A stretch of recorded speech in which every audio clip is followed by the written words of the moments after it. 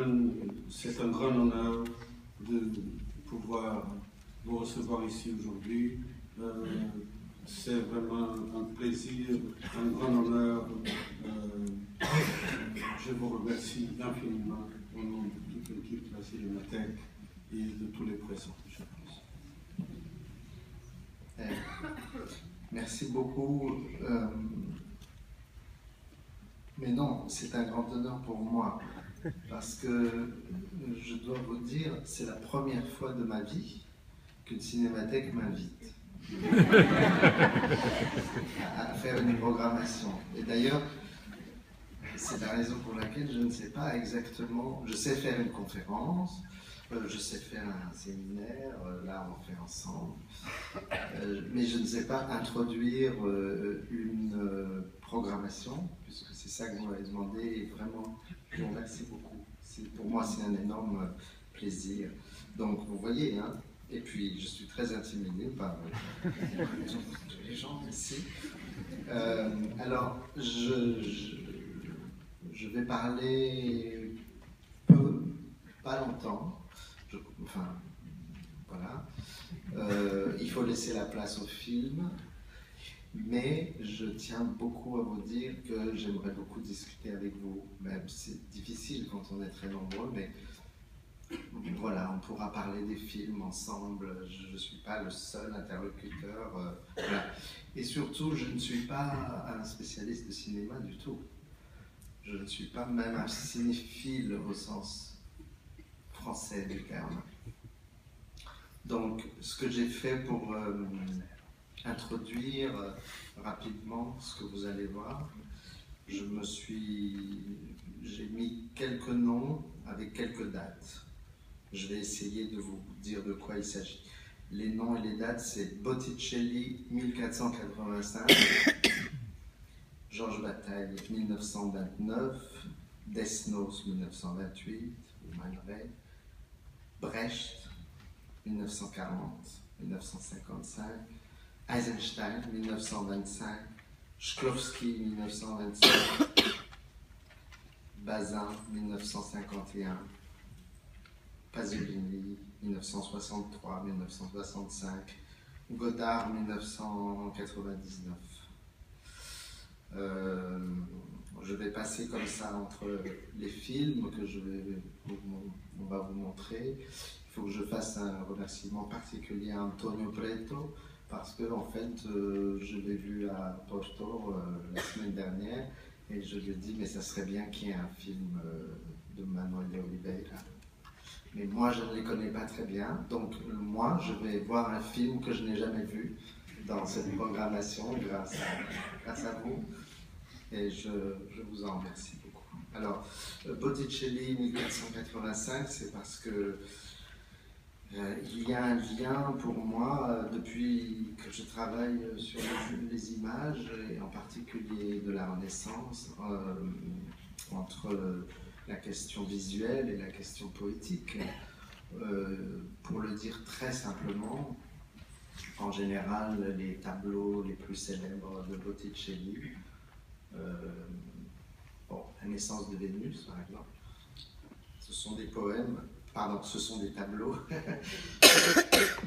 ce sont des tableaux qui découlent directement de la lecture de poèmes eux-mêmes, en l'occurrence le poème d'Hésiode, la Théogonie, eux-mêmes traduits par un autre poète, Poliziano, et suscitant dans l'organisation visuelle des rimes.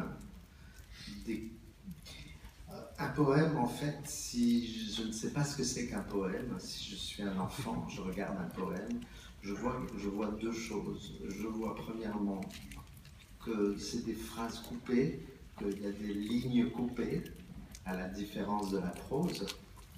Tac, ça va à la ligne. Donc, il y a une coupe. Et deuxièmement, quand on lit, on comprend plusieurs choses, c'est pas très clair. Je fais une approche simpliste de la poésie. Il y a ce que Shklovsky appellera un halo de sens. Donc qu'il y a une chose très coupée et il y a une chose très floue. Dans notre séminaire là qu'on fait en ce moment, j'essaye de montrer que le film Le Potemkin d'Eisenstein réunit ces deux qualités. C'est tout le temps sans arrêt coupé, et en fait c'est sans arrêt atmosphérique, on ne sait pas où sont les limites des choses. Cela, je l'ai déjà vu chez Botticelli. Si vous vous souvenez des cheveux, par exemple, des grâces dans le printemps de Botticelli, vous verrez qu'ils sont à la fois attachés et libres, comme un poème. Et d'ailleurs, le personnage peut-être le plus important pour tous ces artistes à l'époque, notamment pour Léonard de Vinci, c'est quelqu'un qu'on avait découvert peu de temps avant, qui est Lucrèce. Lucrèce. Qu'est-ce que c'est Lucrèce? Pour le dire très simplement, c'est un système philosophique complet, sublime, en un seul poème. Ça, c'est le maximum.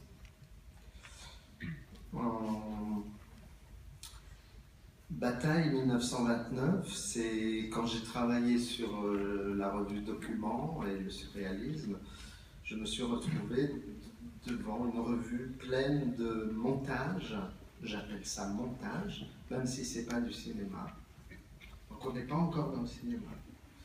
Des montages et des rimes visuelles, des montages qui évoquaient à la fois, c'était toute la fin du livre, mettait en relation, que j'avais fait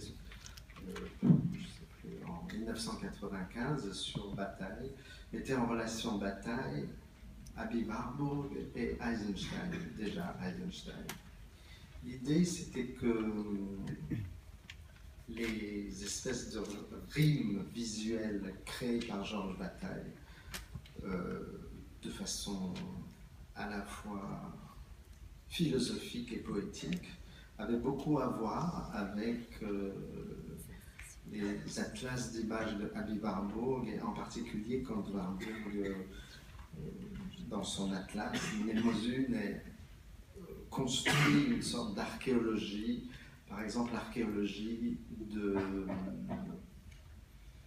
cette image de Orphée, quand il est mis à mort par les Ménades, vous vous souvenez? Notamment, il y a cette gravure de Dürer très connue. Il se trouve que dans Octobre, par exemple, d'Eisenstein, il y a exactement le même montage, exactement la même chose. C'est-à-dire qu'il y a une scène dans Octobre qui est exactement la rencontre entre l'idée d'Orphée tué par les Ménades et un souvenir d'enfance d'Eisenstein sur la Révolution française. Non, pardon, sur la Commune, où les bourgeoises parisiennes crevaient les yeux des communards avec leur parapluie. Et ça, c'est une scène d'Octobre qui n'a rien à voir avec les événements d'Octobre. Mais l'œil crevé, Bataille, Warburg, Orphée, Eisenstein, tout ça, voilà, tout ça créait l'idée d'une poésie visuelle. Quelqu'un qui a littéralement travaillé là-dessus, et nous ne sommes toujours pas dans le cinéma, c'est Brecht. Brecht, pendant toute la durée de la Seconde Guerre mondiale, où il était en exil, a fait cette œuvre sur laquelle j'ai écrit un livre qui s'appelle la Kriegsfibel, l'abécédaire de la guerre. Et il a pris des photographies de la presse, c'est-à-dire des photographies de guerre. Il les a collées sur un fond noir et il a écrit en lettres d'imprimerie blanche sur fond noir, c'est-à-dire comme un carton de cinéma, en fait. Il a choisi d'écrire en blanc sur noir, comme un carton de cinéma, et non pas l'inverse. Et il a choisi d'écrire comme des sortes de doubles légendes de ces images très factuelles, très cruelles, voilà, des images documentaires, des épigrammes, c'est-à-dire une forme poétique de la Grèce antique. Verre, c'est absolument sublime. C'est sublime cette tentative de faire de la poésie avec une donnée historico-documentaire et politique. Donc c'est ça qui me fascine. C'est comment certains artistes parviennent à faire de la réalité documentaire avec un souci documentaire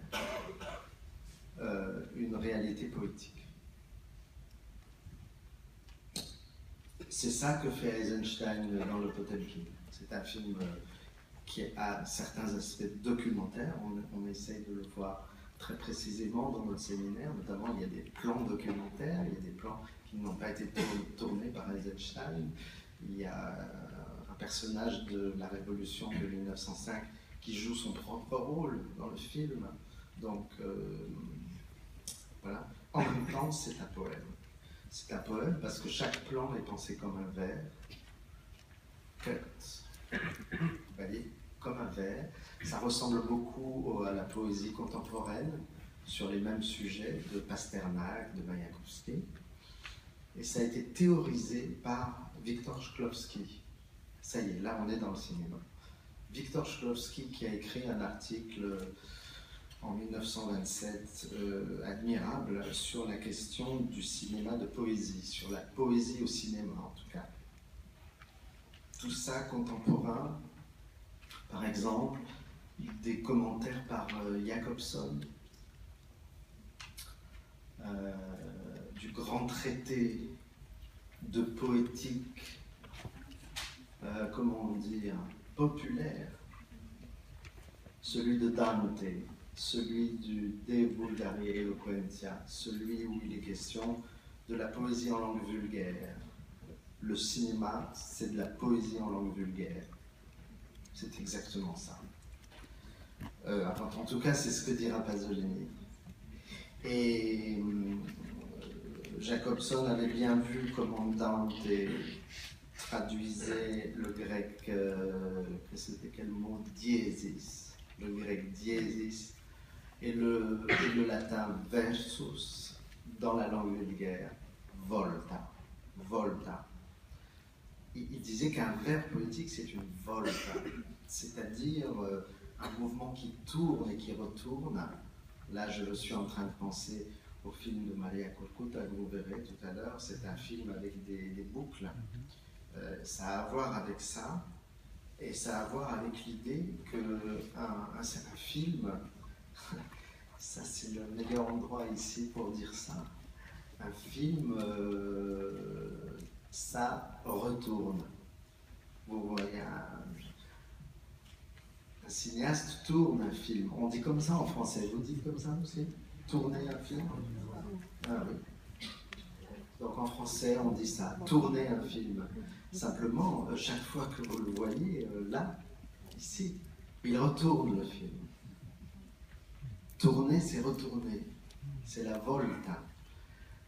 C'est le sens d'un très bel article de Bazin en 1951 qui s'appelle Mort tous les après-midi. C'est un film, c'est un commentaire d'un film de Braunberger sur la corrida. Il dit voilà, le taureau, vous pouvez le voir mourir autant de fois que vous reprojetez le film, et même Manolete, même l'homme aussi, vous pourrez le voir mourir et remourir. Qu'est-ce que c'est un art qui montre qu'on remeurt? C'est extraordinaire. Bon, ça c'est la poésie qui peut énoncer des choses comme ça, remourir. Les images, donc, elles sont tournées et elles retournent dans tous les sens du mot retourne. Elles se retournent comme une danse retourne. Dans notre séminaire, on est parti d'une phrase extraordinaire de Eisenstein qui dit que le montage, en fait, c'est Dionysos. Parce que Dionysos est un dieu coupé en morceaux, donc la coupe, et que malgré tout ça, il continue de danser. Volta. Couper, tourner. les images qui tournent et qui retournent, ça veut dire que quelque chose qui me passionne, c'est une question difficile, qui est la temporalité. Quand on est devant des images, on est devant du temps, ou plutôt des temps différents.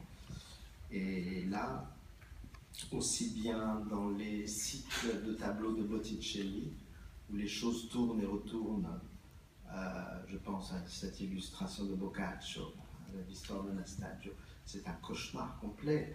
Et ça, c'est, vous savez, dans l'Iliade, il y a un passage extraordinaire où Homère dit, quand Achille court après Hector, il dit c'était comme dans un rêve. Parce que dans les rêves, il nous arrive de courir après quelqu'un et jamais, on va même éventuellement plus vite que lui, mais jamais on ne l'atteint. Et ça continue, et ça tourne en rond. Et la plus belle forme possible à donner à ça, c'est Homère qui l'a donné. C'est-à-dire il a donné à cette forme du temps une forme versifiée, poétique. Botticelli a fait pareil. Un poète grec contemporain qui a influencé beaucoup le film toujours je parle du film de Maria Calcutta, qui s'appelle Elitis. C'est un poète qui raconte une histoire en mettant d'abord ce qui est arrivé. Il raconte d'abord la personne qui tombe et le sang qui coule. Et après, il raconte après ce qui s'est passé avant. Il inverse tout. Anachronisme, sortir du temps. Vous allez donc voir, on va commencer par Man Ray, L'étoile de mer. C'est un film de 1928, si je ne me trompe pas. Je n'ai pas revérifié, mais oui. C'est un film d'après un poème de Desnos. C'est un film-poème. J'ai choisi de le montrer aussi parce que, disons que c'est un film sur lequel j'ai écrit un texte autrefois, sur un aspect que vous ne verrez pas ce soir. Donc je vais peut-être la précision déjà. Donc vous allez voir une version pellicule, heureusement, c'est tant mieux, donc muette. Mais il faut savoir qu'en 1928, Man Ray, d'accord avec Desnos, avait fabriqué une boîte en bois dans laquelle il avait mis des disques 78 tours. Il fallait passer les disques les uns après les autres. Moi, ce qui m'avait beaucoup intéressé, c'est l'importance du cante jondo pour Man Ray, ce qui n'apparaît pas évident. Mais Man Ray, considéré comme l'icône de la photographie surréaliste et finalement de la question de l'informe et finalement de questions qui intéressent beaucoup les gens dans l'art contemporain. Cette fameuse photo qui s'appelle Explosant Fix, si ça vous dit quelque chose, mais personne n'avait remarqué que c'est la photo d'une danseuse de flamenco. Et en même temps, dans L'étoile de mer, au moment crucial, il y a une saeta de la Línea de los Peines, un chant flamenco basique, vraiment rituel, extrêmement ancien. Ce qui m'intéressait bien sûr par rapport à l'anachronisme en question, l'extrême modernité de la forme filmique associée à l'extrême antiquité de ce que les spectateurs devaient entendre. Ensuite, vous verrez un film de Pasolini, c'est la Sequenza del fiore di carta, c'est de la poésie, comme disaient les romantiques allemands, c'est de la poésie naïve. C'est un jeune homme qui marche dans les rues, il a une grande fleur en papier rouge, c'est de la poésie naïve. J'ai choisi ce film d'abord parce qu'il est d'une grâce absolue, je l'aime beaucoup. Ensuite parce qu'il fait référence, il a un rapport à ce que Pasolini a fait en 1963, La Rabbia, sur lequel j'ai écrit un petit livre, fasciné du fait que dans un même film, on puisse être aussi virulent et juste politiquement avec l'usage de documents, des actualités, purement, il n'y a rien d'autre, enfin presque rien d'autre, et ce que Pasolini lui-même appelle una voce di poesia. Donc ce rapport toujours entre une réalité documentée et une invention poétique. D'ailleurs, Pasolini a été, dans ces années-là, l'éditeur et le traducteur, enfin, il a commandé les traductions des textes de Shklovsky sur le cinéma. Et c'est de là que date d'ailleurs sa polémique avec Jean-Luc Godard. Jean-Luc Godard qui a, donc j'ai aussi essayé de raconter cette histoire, Jean-Luc Godard qui n'était pas du tout d'accord avec ses idées, cinéma de prose, de poésie, quel rapport, enfin, etc. Mais Godard qui, des années après la mort de Pasolini, est revenu sur sa virulence et maintenant est tout à fait... Godard devient pasolinien, d'une certaine façon, jusque dans son tout dernier film, tout récent. C'est une lettre cinématographique envoyée il y a quelques semaines, quelques jours, à la Confédération helvétique il a reçu un prix et il se filme lui-même. Il entre dans sa maison, il s'écroule par terre et bon, finalement, il lit Les Ceneri di Gramsci de Pasolini, ce qui est quand même extraordinaire si l'on pense à son animosité pendant des années contre Pasolini. Alors, vous allez voir le Man Ray, vous allez voir le Pasolini. Vous voyez que je n'ai pas l'habitude. Le film de Manuel de Oliveira, que donc, mais c'est bien, moi j'apprends des choses ici, donc je ne l'ai jamais vu, donc je vais le découvrir. Ensuite, le film de Maria Corcuta, qui est une jeune réalisatrice grecque qui a fait un film, comme on dit, de found footage, à partir de séquences tournées pendant la période de la dictature grecque, et qui a un très fort, disons, quelque chose de très... un soutien poétique. Ça m'avait fasciné, ce rapport entre les circuits, les courbes et retours qu'elle fait en traitant l'image et puis la question de la poésie.